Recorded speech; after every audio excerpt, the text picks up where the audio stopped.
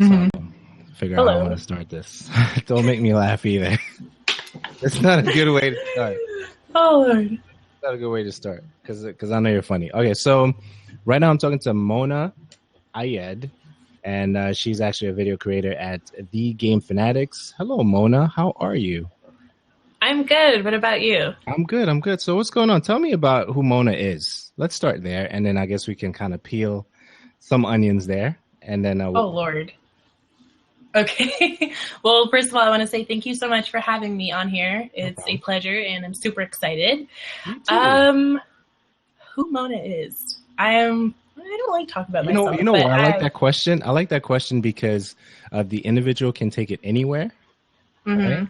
Sometimes they take it like psychological. Sometimes they take it, professional. Sometimes they take it political. So they pretty much can take it anywhere. Or they could take it nowhere. Oh, they can take it nowhere. Yeah, they can take it nowhere. Exactly. It's good.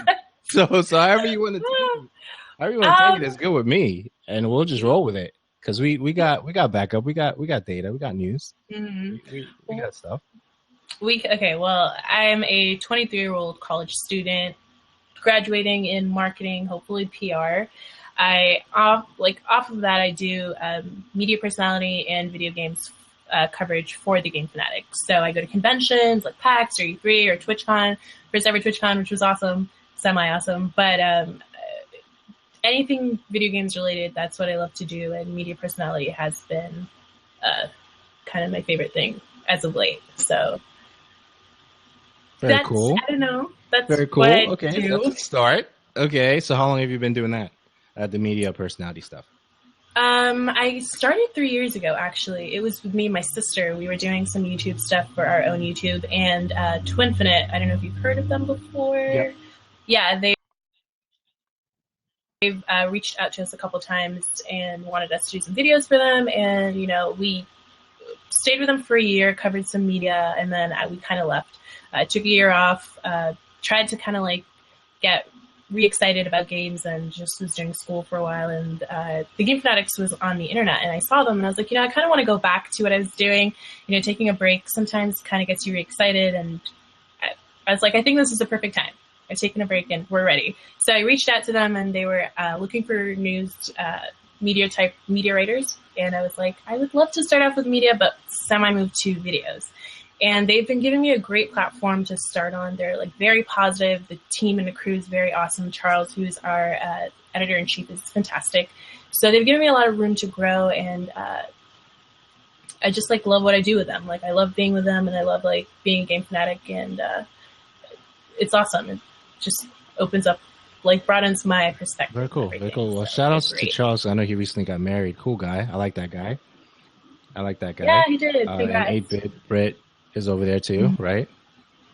Yeah, so cool peeps. Yeah. I like the crew over there. So you said re-excited. So what happened? There was a season of not excited about gaming. So it's not not excited.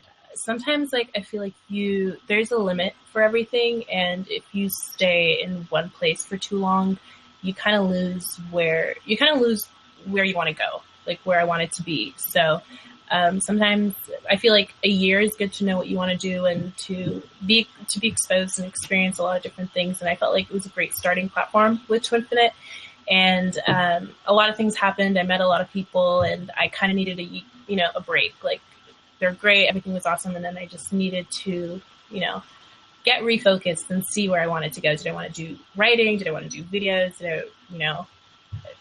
So it was a good year off, just to be behind the scenes, not being in the scenes anymore, being behind the scenes and seeing how everything is and seeing it from a different point of view. So it kind of gives you a different aspect. I'm cool. Rambling. This is good.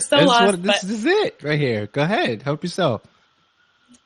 So it's kind of when you step back and see it from a different point of view, you kind of find yourself and know what other things you want to do. So that year was very helpful. I was just attending events and I wasn't really covering it for anyone, but just being there and seeing these, media and interviewers and creators and exhibitors, and it kind of just made me be maybe I do want to go back, but instead of being a writer, I want to do video personality or be exposed to this and that. that Very was cool. So great. was it an easy transition for you to go from, the other things to the video? It wasn't, because all the videos I've created and have done were with my sister.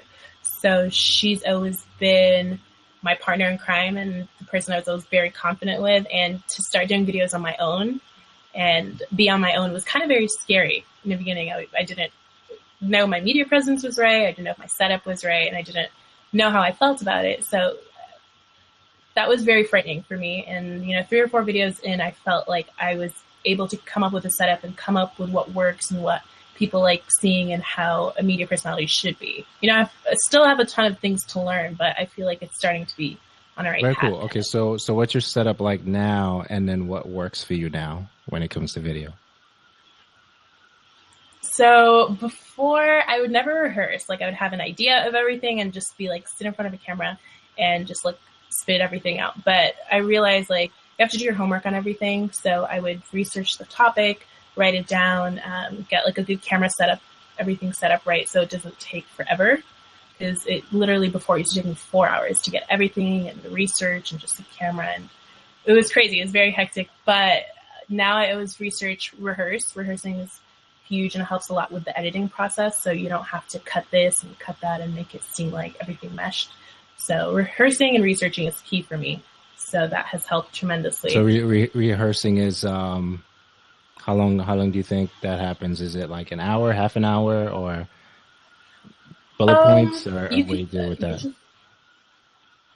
Usually I write it down on a Windows sheet, like a Microsoft sheet, and then it takes me about 10-15 minutes because there are times where I'm speaking to a colleague and I have to remember that I'm speaking to different types of demographics and gamers, and I can't be speaking to them like how I speak to my friend like in work or school.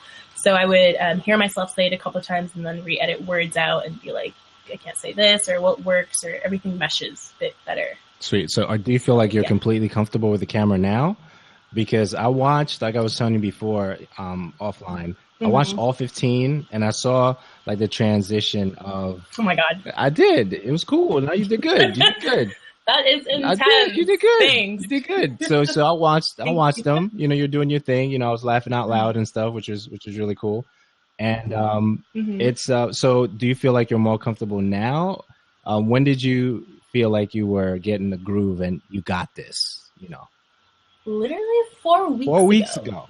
4 weeks ago. It's insane. It's the learning curve. Like you can never get comfortable. You always have to be on it, and you have to be rehearsing and practicing. And what helps is just looking at other videos and how other media personalities carry themselves too has helped me a lot, because I'm like, this works and that could work, and just picking from here and there helps. And you always have to keep what is the word?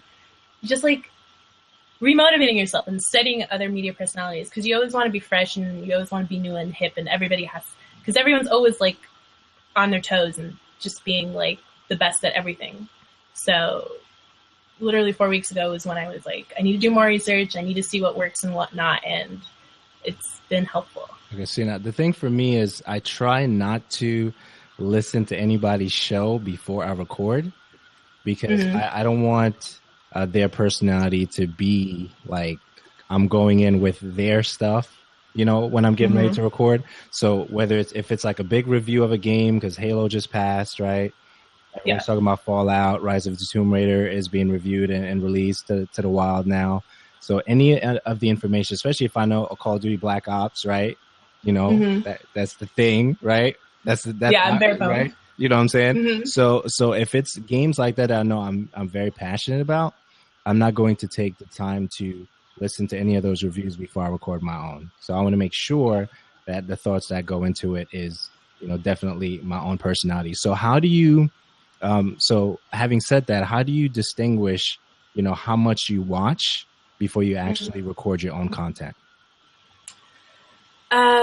It's usually after I release a video, I watch the video again, 3 or 4 days later, I watch the video and see what I could improve and what not. And then I usually watch IGN's Daily Fix. That's my favorite media show out there. So I watch that, and I watch some YouTube ones that people do. And I see what I like about it, and I see what works for them, and I kind of practice that to be like, maybe the way she's like sitting, or the way he's talking, or the way they carry themselves is better, and I rehearse it and see if it works with me, because I never want to be something that I'm not. People could really, the thing is, like with the internet, people could tell if you're being something you're not, or someone you're not.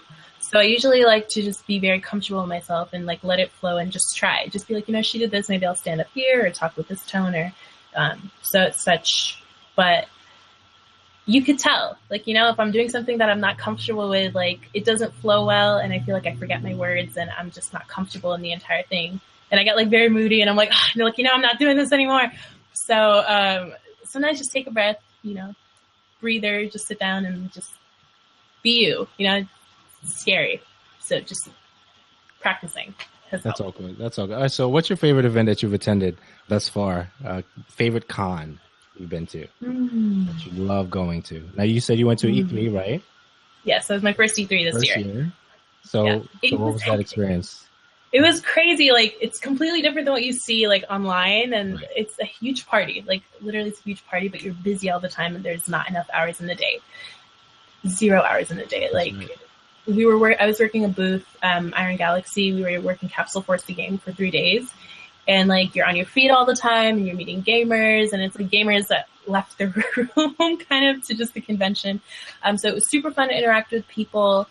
The atmosphere is just amazing. Like, everybody loves games everywhere, like even upcoming releases and media like all the media, what is it called? Media briefings just get you all hyped up too. So like, before the 3 days start, the media briefings, you're just like, oh my God, I can't sleep. I'm so pumped to play. I didn't get any sleep. No. Nope. Yeah, I didn't get any sleep either. Like, I would go back like at 3 o'clock in the morning and wake up by like 9-ish. And I'm like, no sleep at all. 0 sleep. So, oof.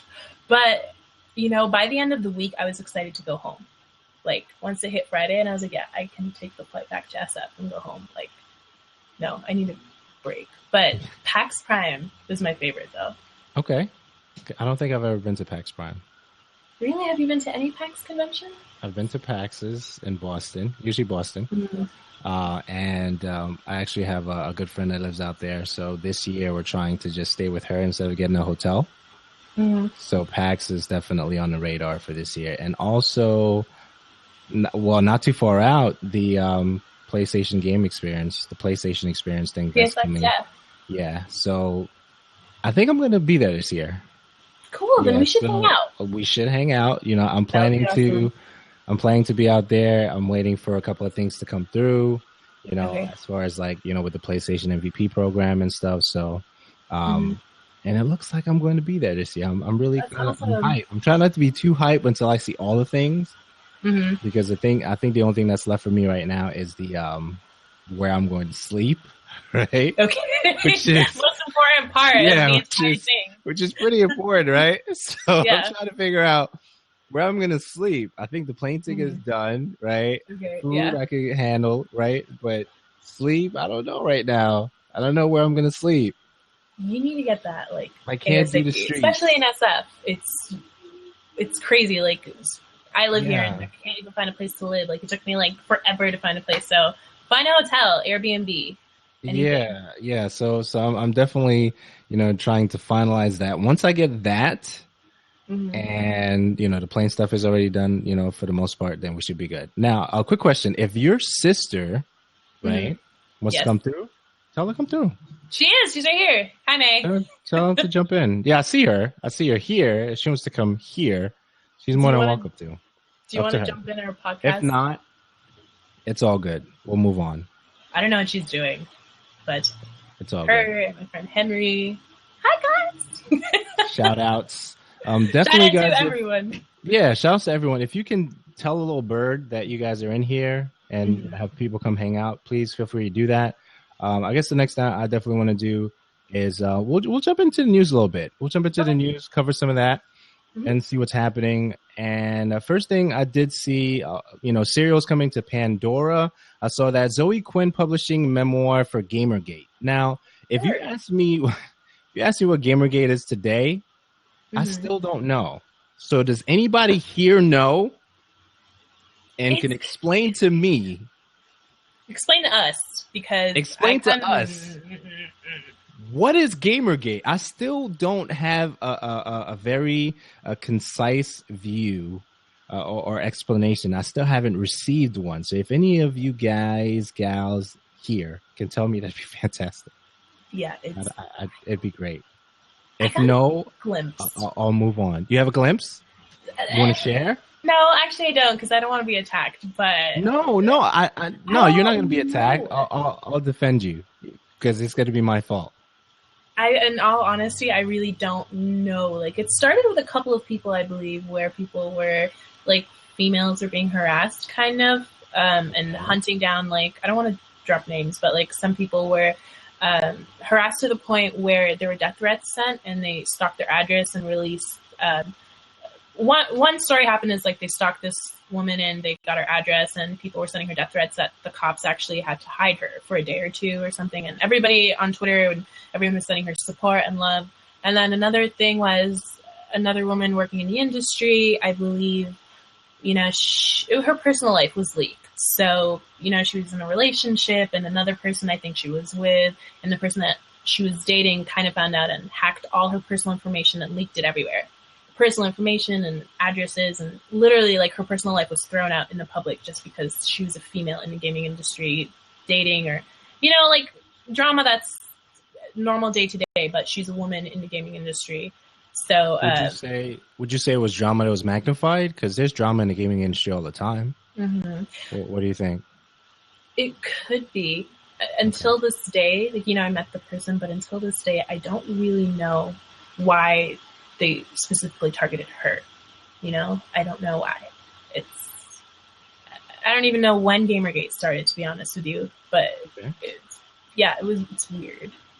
It's very, very okay. All right, cool. All right, so then that's what's going on there. Contra is actually coming to mobile, but it's for China. There was a Metroid short film that happened recently. Street Fighter V gets a story tutorial. Mm-hmm. And PlayStation 4. Okay, so here's the thing with PlayStation 4 I wanted to talk to you about. Okay, now PlayStation 4 seems to me, because I don't have one yet, so you're gonna have to help me here. I know. I don't. You need to get one yet, right? ASAP. So I need to know what is the thing, because it seems to me like a lot of individuals who are shooters on the Xbox One, it seems to me like they're moving to the PlayStation 4.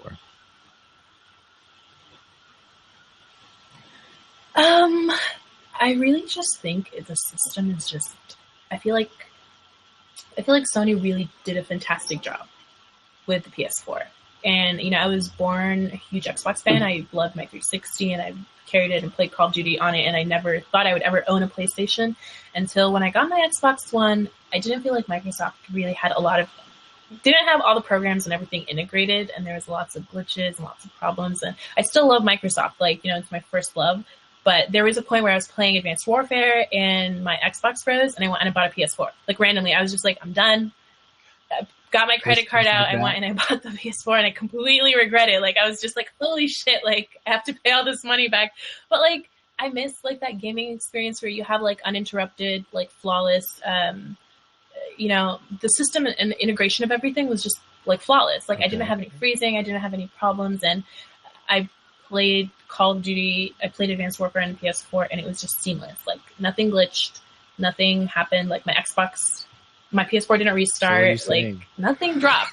And just, I don't know. You know, I love my Xbox. Like, I'm sorry, is it that good? Is it really that good? This generation is really that good. Sony's really good this generation. Like, for Xbox, I really feel like E3 next year, they're going to have a lot of things and a lot of problems that were in the release fixed. Because, you know, Xbox has come a long way from the release of Xbox One, you know. One thing that I love about the PS4, the PS4 is the PS4 share. It's like when you're playing in games with your friend, you can record videos and pictures and put them on social media, literally with a click of a button. So you, like, double tap the PlayStation button, and then you could do it.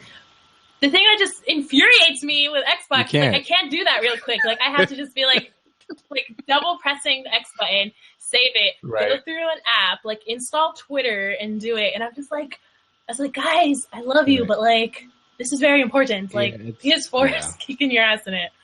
But they're both good. Like, I love them each. Yeah, so I'm really troubled because I noticed that a lot of the guys that I play with now, one guy just got a Call of Duty version of the PlayStation 4. So where we used to play with him like all the time with Call of Duty, now he's off, you know, over there. I'm like, bro, really? Yeah, he went to PlayStation Land. Like, bro, you're supposed to be with us, man. What happened? You know, so I see that changing, and it's even affecting our core group. But it's, you know, all the exclusives. I shouldn't say all. It seems like all the exclusives are actually going over there, but I don't know. I don't know. So I'm really a little bothered by that, and I don't know. Yeah. I don't know how to work that out. I'm working it out. Yeah, I'm definitely working it out. Yeah, Xbox is and you know, another thing that really upsets me, I think it's like really, is the fact that they're releasing the new Xbox dashboard on the 12th, right? And they just released the 104 games that are going to be on the back, which I have in the notes also. But the thing is, the dashboard is still broken. Because my YouTube doesn't work. My Twitch doesn't work, and it's supposed to be ready in Thursday? A couple of days out, right? Thursday. So I'm hoping by Thursday, right? They have like an actual fix or whatever. I don't know. Well, that is to be determined when it happens. I don't know. I think everything will be by great Monday by of Monday next week. Because I'm pretty sure. Because I'm pretty sure there'll be problems. You know, like when they roll out a new thing, and especially a new dashboard, and then releasing the compatibility for those new games too, it's going to be a lot for the servers. And you know, I don't know. It's I don't know. Like Microsoft got me worried a little bit, but like no comment there. Okay, so Shenmue 3. I'm excited too. I'm excited too. Shenmue 3 after 3 months seems to just have some pictures and some nice rendering stuff. Jeff Keighley's Video Games Live is going to be independent and online. I think that's exciting, you know, because it's going to be easier to, I guess, watch, right? You know, you don't have to be. I think it last year. I think it was. I think it was, and I think you were able to attend it. So if it's online now, you know, I guess in the years to come, it would just be much easier. I guess I wouldn't be surprised if Halo 5 Live had a very, you know, he was inspired by that, because that was pretty much mostly, that was pretty dope. That was really dope. So definitely a smart move on his part. So Titanfall, you played that? Big Titanfall person? Little Titanfall person? No? I my Xbox One was the Titanfall edition, and I just for me it didn't mesh at all. Like I felt like there was a lot of confusion on the maps, like dropping Titans and then fighting, and then I didn't know what the difference was with co-op multiplayer and the story. Like I'm gonna be honest with you, I was just like sitting for half an hour, like what's happening? Like that. Yeah, I was super confused. Like I was not. It didn't click for me. Like I know I just jumped off a plane onto the floor, like fighting, and then Titans were falling, and I was just like. I was like, you know, I was like, is there a tutorial? So, like I felt like I didn't know how to play. So did you know? I didn't know.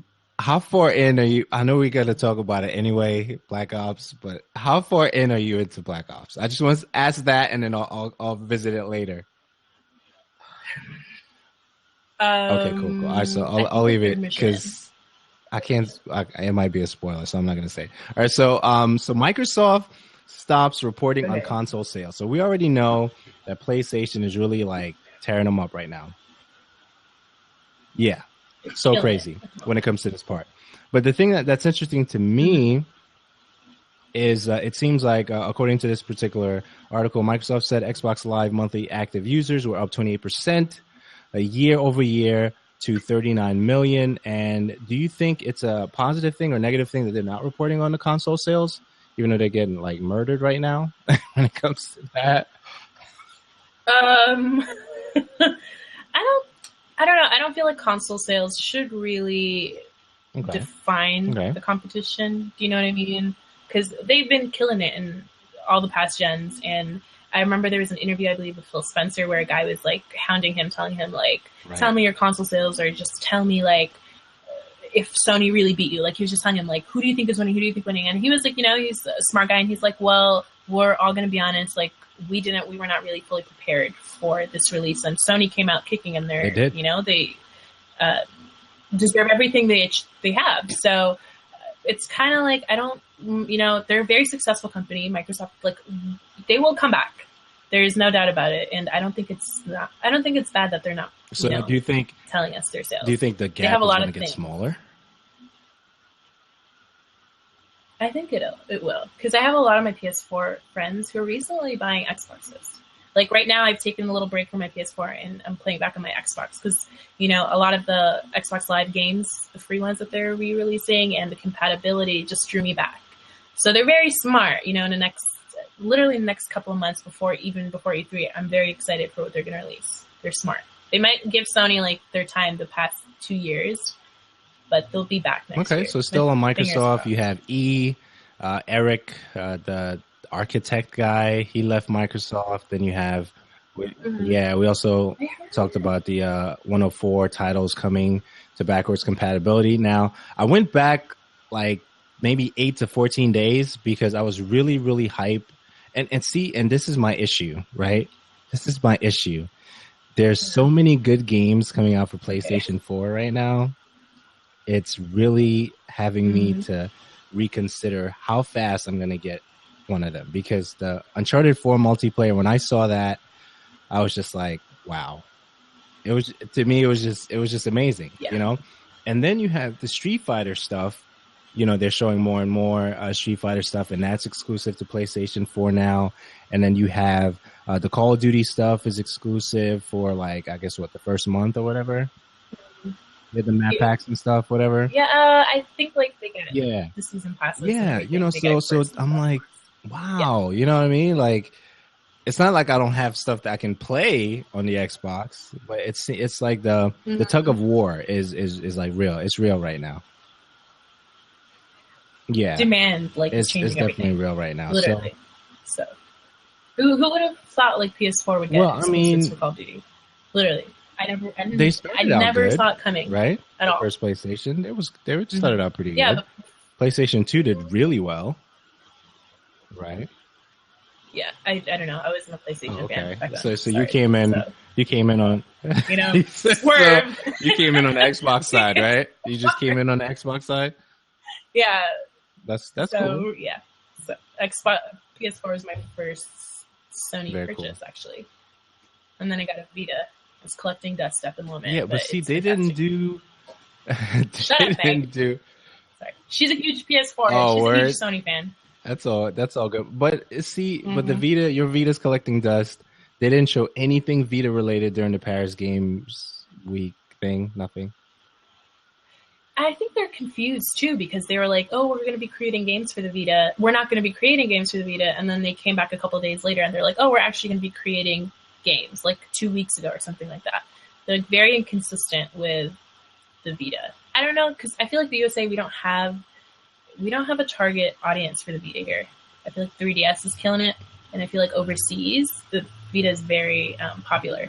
So that's why they're succeeding overseas, but not in America, which is kind of sad because I feel like it could be an audience if they just marketed and branded it better and seen like what their demographics. So now, do you import anything when it comes to games or for anything? No. No. Okay. I'm very sad. Yeah, I use it kind of for remote play, like just once in a while. But like, okay, that's all good. That's all good. So 25 million registered users on Destiny. Destiny, the game that we can't stop playing. I'll speak for myself. I can't really stop playing it. Right? Are you playing Destiny at all? You big Destiny person? Okay. Once in a while, yeah. Like I bought it in the beginning, but the story turned me off. Like there was not a lot of story, and I like to have like a good background story going. Destiny? Cool. Yeah. So I played that until I think I was level I'm lying. Level 16. I don't want to lie now. Level 16. And then I took a break. And then when the Taken King came out, my friends pushed me to go get it, and I actually really enjoy it, which is surprisingly. I can't play it by myself because I'm horrible, but I'll play with other people. And the Taken King is amazing. I think they did a good job on the Taken King. It brought a lot of people back to the game because they structured it better, and new weapons. The way the game should happened? The way it should have been structured that way. Yeah, definitely. So they're doing good stuff over there, and even as far as like weapon parts, I know some individuals are having some issues getting.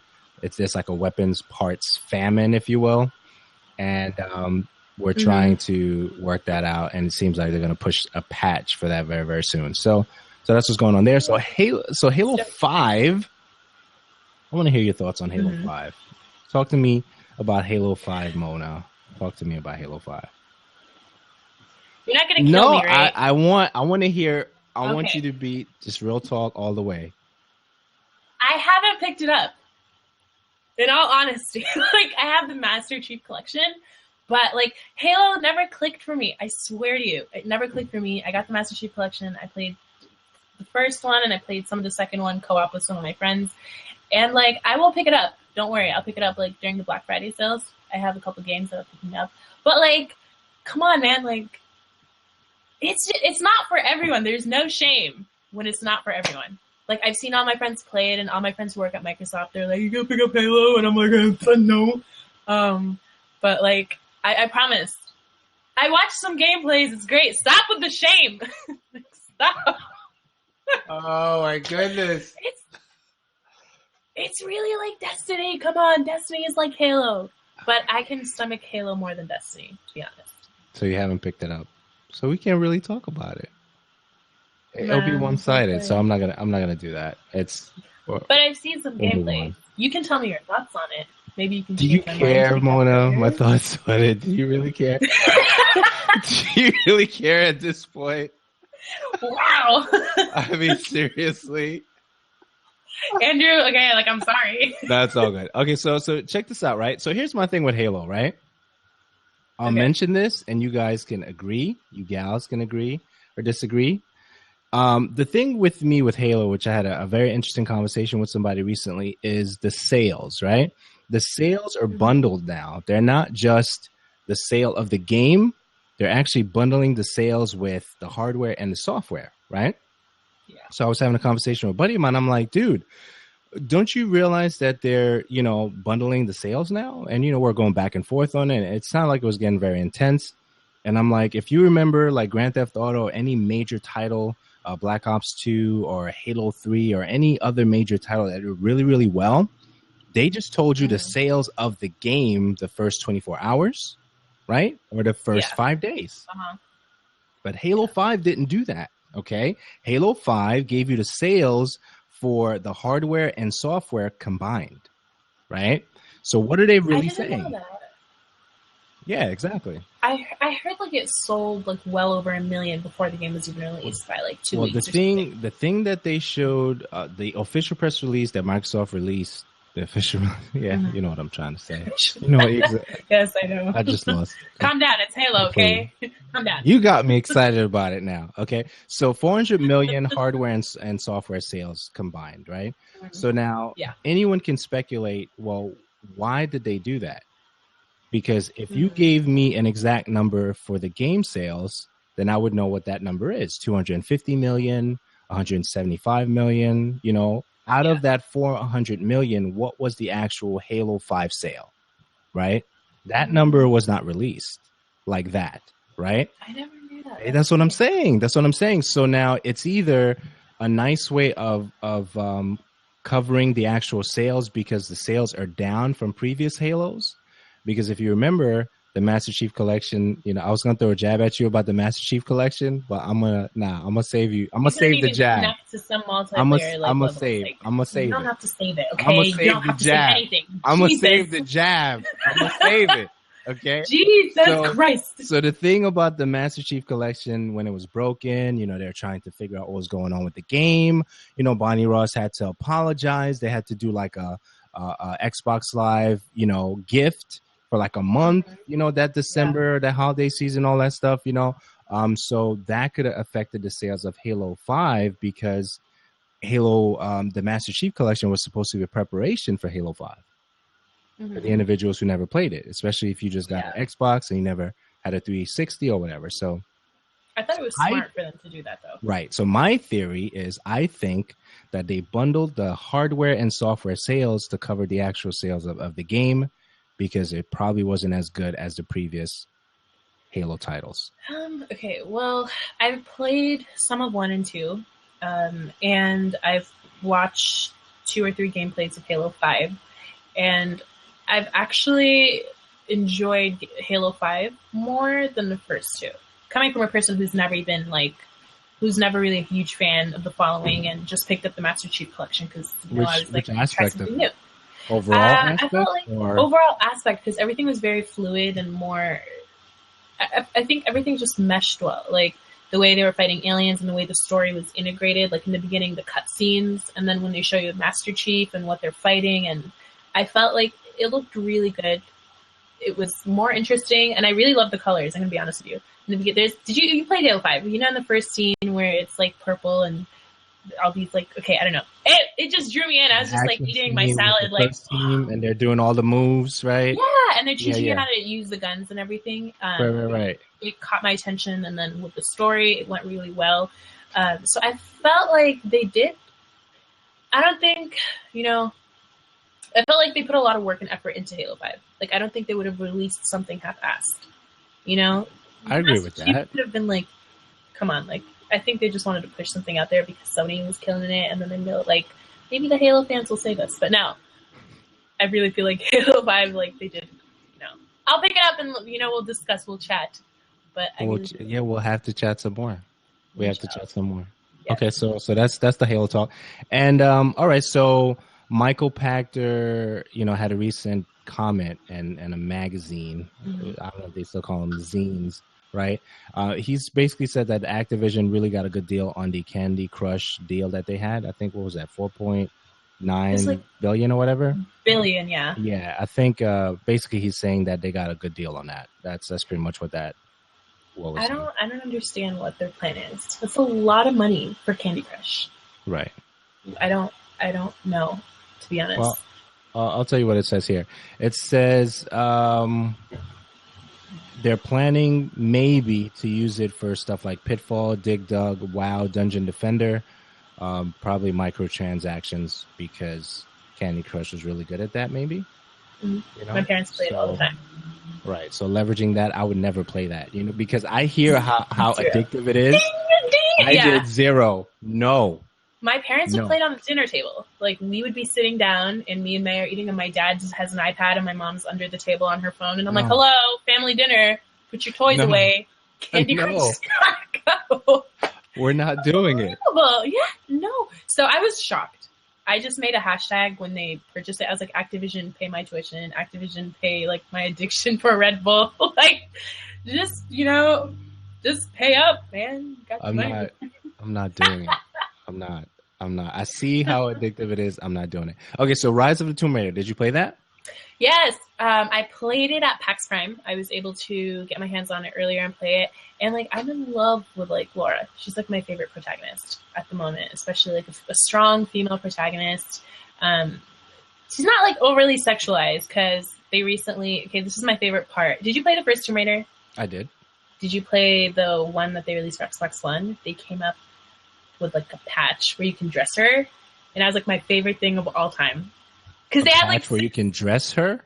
Yeah, like, you could change your outfits. Like, there was... Oh, yeah. You mean, like, the recent Tomb Raider just came out?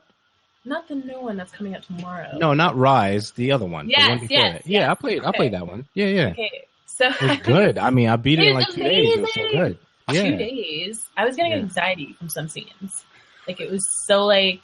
on the edge of your seat kind of thing. And I'm like, Laura, you fucking up. You fuck up this time. I'm going to cry. Especially with your headphones on. You're like... Right. I think it was the best one ever.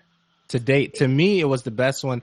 You know what? I rented it from a Redbox, right? Mm-hmm. And I'm like, you know what? Redbox is not going to get this game back until I finish it. They're not getting it back. Okay? Ever. Shit. Okay? It was me with Bioshock. You know what? I never really did Bioshock like that. Bioshock Infinite. No? Mm-mm. I have it. Talk to me. Shh. I'm sorry. Yeah. I'm Sorry. I have it Goodbye. though. Okay. I have it though. It's going to be releasing, though, in December for the backwards compatibility thing. So get on that. Yeah, I need to do that.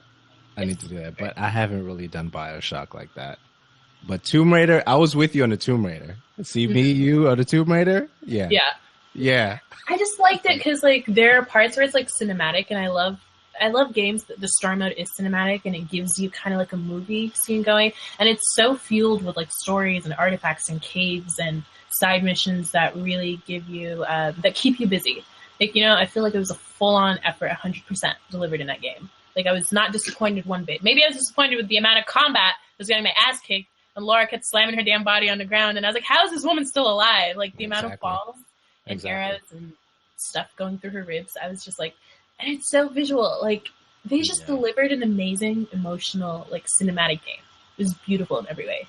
Yeah, Tomb Raider, I mean, it really made me play, you know, Tomb Raider again. And even the multiplayer component, it was kind of like Uncharted-like in the multiplayer. Mm-hmm. It wasn't too bad. I really enjoyed it. I actually went back recently to check it out because I know I'm not going to get Uncharted anytime soon. So I needed something to fill the time. So, yeah. But the new one, I haven't... Okay, so I've only played like a good 20 minutes of it. But I felt like they just improved everything. Like, there was a really cool thing they added with, like, where she could semi-run on a wall, because there was a part where she's jumping from cliff to cliff. And I was just dying because I couldn't do the long jumps. And the lady was just like, she can actually jump on the side of the wall. And I was like, what the hell? Like, that's pretty dope. It's like some parkour, like, Mirror's Edge shit, like the Tomb Raider. But I haven't played enough to get a good feel of it. So no multiplayer? Excited. You didn't do any other multiplayer? Is there multiplayer in the new one? I don't think so. I don't think so. I'm not sure. I don't... Okay. There might be. I'm not sure because there was something about a DLC if you purchased it earlier. So I got to pay for multiplayer? I'm not sure. I don't not. I have to go now. But I hope not. That'd be crazy. Her. But I really like her for as a female. I'll find out. Like, you have Drake from Uncharted, and then I feel like Laura's giving him a run for his money. So well, I mean, you're a fan of Tomb Raider, but when you compare Uncharted to Tomb Raider, what do you like and dislike? What are similarities for you since you play?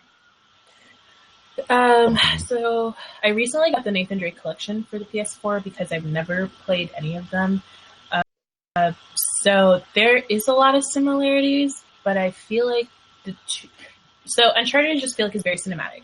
There's not a lot of things on the screen. It's like a movie, and Drake is like the strong man who, you know, sometimes messes up here and there and is emotional. Like, he's a full-on character. You get more of his personality, and I feel like Laura is... I don't know if you guys say Laura or Laura. I always say it wrong. How do you pronounce it? Lara. Because Lara, right? Mrs. Croft. Yeah, whatever. Mrs. Croft. But I feel like she is more... I like her more because she's more very action-packed. You have a lot of character with her more.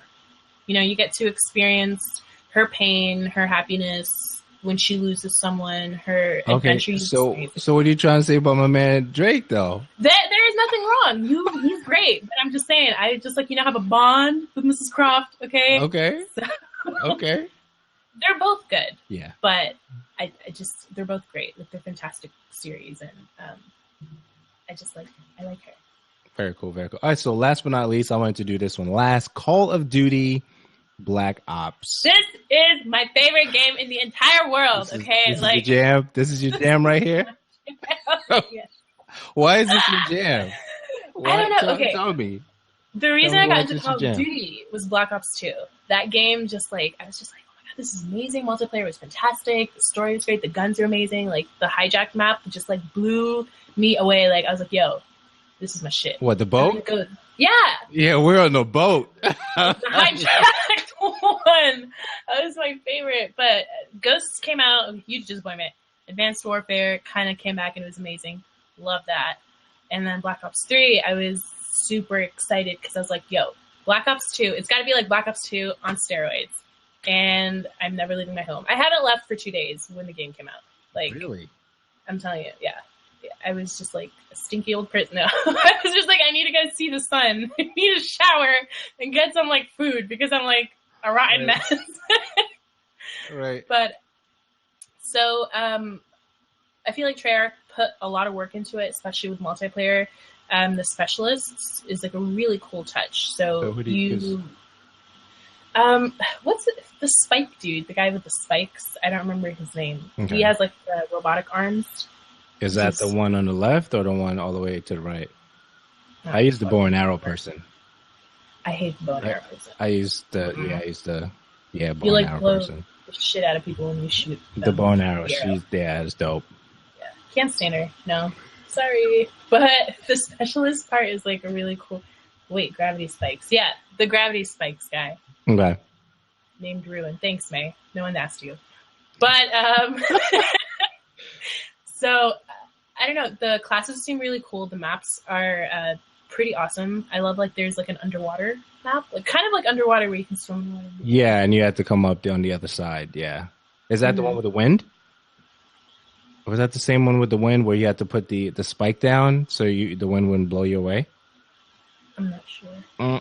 I'm sorry. I don't remember. I apologize early if I just gave something up. I don't know. You ruined it for me. No, but I just always feel like they deliver like well-rounded Call of Duty games, like Treyarch, and especially with Black Ops 2, I was like, oof. So I played some of the story. You've played the story, right? I'm going some of it at least. Yep. But I felt like it was very difficult, like the learning curve in the beginning, even though I was playing like normal and then I went to easy, and they were still like the difficulty was a little bit hard, and it got me so aggravated. I was like, I don't like challenges, my Call of Duty game, so I took a break and then I played it. I love it so far. I love the whole, I don't want to ruin it, but like I love the way the robots are integrated in the soldier kind of. Right. So I like that. And I like that you can customize your classes too. Like I didn't know you can get classes in multiplayer and play co-op in Black Ops. They never released that. So I think that's a first for them. Is that to do co-op? Co-op, to me, it's a first. Because the only co-op that I remember is like zombie stuff, which is co-op. Yeah. Right? Not a co-op campaign story. I've never heard of that with Call of Duty, so that one seemed pretty cool. I like the different aspects of the story. So far, I don't really know what the full story is about, but I like that they have certain specialists that help you and train you. Do you know what I'm talking about, though? Like, do you feel like you know what we're fighting exactly? I don't know yet. I know two brothers arguing, I know there's some flashback scenes that taught me how to, use and run and use weapons. Train you.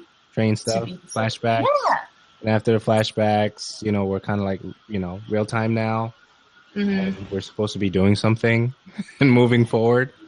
I just can't stand the robots, though. Like, the scene on the train where you're trying to break through and you have to, like, kill these robots, like, with the spikes on the ground or something, or you, like, pound. Do you know, like, we're trying to... Oh, yeah, that when you have to jump down on them? Yeah, like you have to pound. Yeah, you have to pound them, right. I died like 10, 15 times, and I was like pounding on my own desk. I was just like, what? I don't get it. I was like, why is it so difficult? Like, Jesus Christ. But I think like it's cool. I love that you can do co-op. I love that you can customize your guns. They're adding different features, like, how you can control them with your hand. And the whole mine thing, I don't know if it's called, with the tanks, that's cool. Yeah. I like that part. That's like the dopest part of the story. I feel like it's cool, but I'm still semi-confused with where we're going. Yeah, so it's a work in progress. Yeah. So yeah. It's really fantastic. Yeah. Any other thoughts on Call of Duty Black Ops? No, I just love it. Like, I think it's just great. It's definitely dope. All right, so May, that's how you say your sister's name? May, yes. May. Is May coming through? Tell her come through. May, come through. Come say through. What's up. Come say what's up. Come say what's up. We're done with the notes. Actually, I should do this, right? So Mona, it's been a pleasure, right? Yeah, it's been great. Pleasure. Thanks for having me. So give some links, pimp out your stuff. I mean, really make sure I say this correctly as far as it relates to social media and the website that you work for, the Game Fanatics and Twitters and websites and stuff like that, and we'll close out. So I'm on Twitter at Mona Aiyed, first name. Mona, last name Aiyed. I do work for the Game Fanatic, so we are www.thegamefanatics.com, and we are the Game Fanatics at YouTube. So we're pretty cool. We're laid back. We're fun. We love to make gamers laugh and enjoy the gaming world. We're very positive. So just check us out. Drop by, say hello, leave a comment, or tweet at me. And I would love to hear from you guys soon. And I don't know, just hello. Very cool. So thanks guys for watching. Thanks for listening, and we'll see you next time.